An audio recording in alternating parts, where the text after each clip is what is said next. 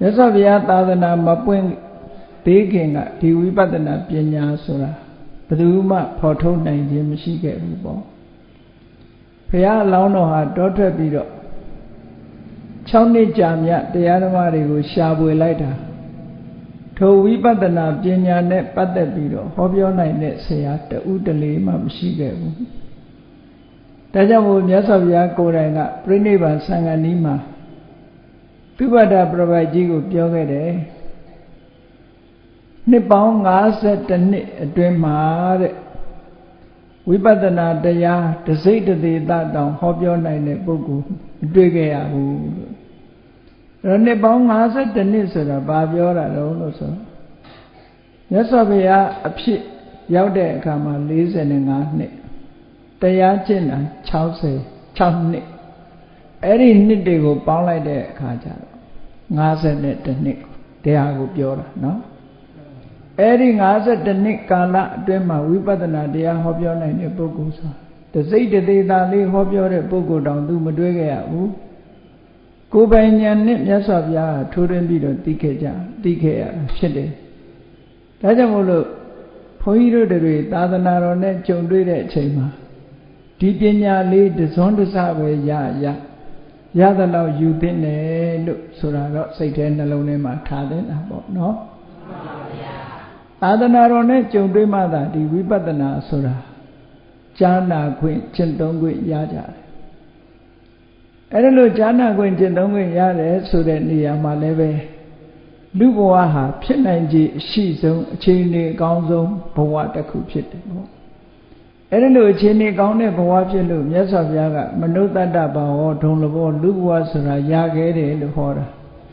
ရခဲ့တယ်လို့ဟောတာဗြဟ္မာဖြစ်ဖို့တဲ့လူဖြစ်ဖို့ကခက်တယ်လို့ပြောတာမဟုတ်ဘူးနော်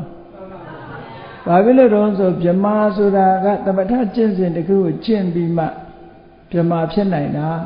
လူဘဝဆိုတာဒါနကုသိုလ်သီလကုသိုလ်နဲ့ဖြစ်နိုင်တယ်သမထကျင့်စဉ်မပါဘဲနဲ့လည်းလူဘဝရနိုင်တယ်အဲ့ဒါလို့အကြောင်းတရားအားဖြင့်ကြည့်မယ်ဆိုလို့ရှိရင်ဗြဟ္မာဖြစ်ဖို့ရာကပို့ပြီးတော့ခင်းနေပေါ့နော်ဘာလို့လဲဆိုရင်ဘုန်းကြီးတို့ဒီကနေ့ခေတ်မှာကြည်အောင်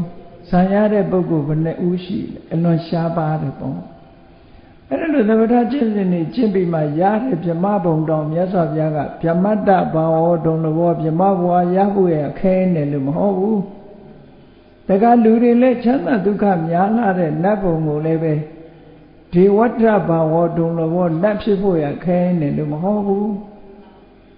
ဟောလူဘုံကြတော့ဘာဖြစ်လို့မနုဿတ္တဘာဝဘုံဒုံလဘောလူဖြစ်ဖို့ခဲနေလို့ဟောတာတော့ဆိုတော့ကုသိုလ်ကောင်းမှုလုပ်ဖို့အခြေအနေကောင်းတွေအကုန်ရှိလို့ပြောတာဒါဖြင့်နတ်ဘုံမှာအခြေအနေကောင်းတွေမရှိဘူးလားမရှိဘူးသီလဆောင်ခြင်းလည်းပဲတရားမင်းကြီးတောင်မှလူပြေလာဆောင်ရတယ်ဒါနကောင်းမှုလုပ်ခြင်းလည်းလူပြေလာလုပ်ရတယ်လူပြေမှာဒါနပဲလုပ်သီလပဲစောင့်တည်ကမ္မထဘာဝနာပဲပွားများအခြေအနေကောင်းတယ်အလွန်အခြေအနေကောင်းတဲ့နေရာလို့ဒီလိုဆိုလို့ဒါကြောင့်မို့လူဘဝရခဲ့တယ်လို့ပြောတယ်။ဘာဖြစ်လို့လဲဆိုလူဘဝမှာတရားဓမ္မကိုနီးလန်းညွန်ပြနိုင်တဲ့ဘုရားဆိုတာလေလူဘုံမှာပဲဖြစ်တာဟုတ်။ပိစိကဗုဒ္ဓဆိုတာလေလူဘဝမှာပဲရှိတယ်။ကျန်တဲ့သူတော်စင်သူတော်မြတ်တွေများသောအားဖြင့်လေလူဘဝမှာဖြစ်ကြတယ်။ဒါကြောင့်မို့လူဘုံလူဘဝဟာအခြေအနေတွေကြည့်မယ်ဆိုရင်အကောင်းဆုံးပဲပေါ့။စိုက်ပျိုးရေးလုပ်ချင်တဲ့လူတွေဟာအခြေအနေကောင်းကိုအရင်ရှာရတယ်မဟုတ်လားမှန်ပါဗျာဘယ်လိုနေရာအခြေအနေတွေကိုရှာရတော့လို့ဆိုရင်စိုက်ပျိုးရေးလုပ်ချင်လို့ရှိရင်မြေကောင်းရေကောင်းရှိတဲ့နေရာရှာရတယ်မိုးလေဝသမှန်တဲ့နေရာရှာရ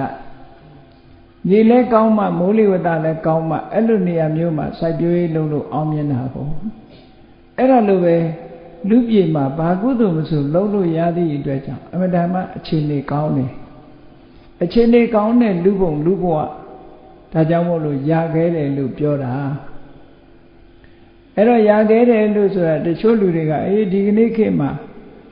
ကဘာမှာလူဦးရေတွေတိုးတယ်တန်းပေါင်း 6000 ကနေ 9000 ရှိလာပြီမကြခင် 8000 9000 1000ဖြစ်တော့မှလူဘဝရခဲ့တယ်ဆိုတာဟုတ်ပါမလားလို့ဒီလိုတွေးတဲ့ပုဂ္ဂိုလ်